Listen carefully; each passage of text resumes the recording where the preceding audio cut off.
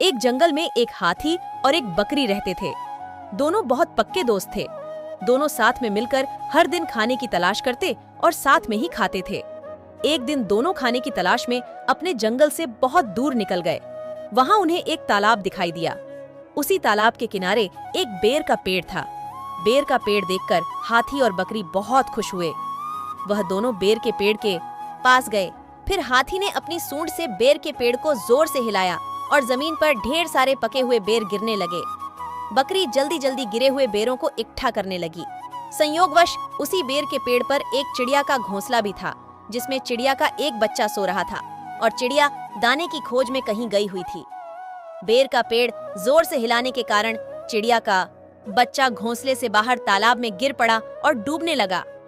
चिड़िया के बच्चे को डूबता हुआ देखकर उसे बचाने के लिए बकरी तालाब में कूद गई, लेकिन बकरी को तैरना नहीं आता था।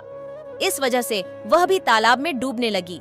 बकरी को डूबता हुआ देखकर हाथी भी तालाब में कूद गया और उसने चिड़िया के बच्चे और बकरी दोनों को डूबने से बचा लिया।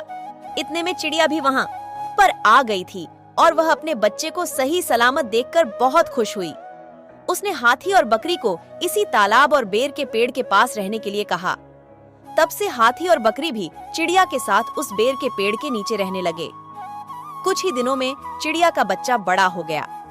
चिड़िया अपने बच्चे के साथ जंगल में घूम कर आती थी और हाथी और बकरी को जंगल में किस पेड़ पर फल लगे हैं इसकी जानकारी देती थी। इस तरह हाथी, बकरी और चिड़िया मजे में रहते और खाते पीते थे। कहानी से सीख, हमें किसी का बुरा नहीं करना चाहिए।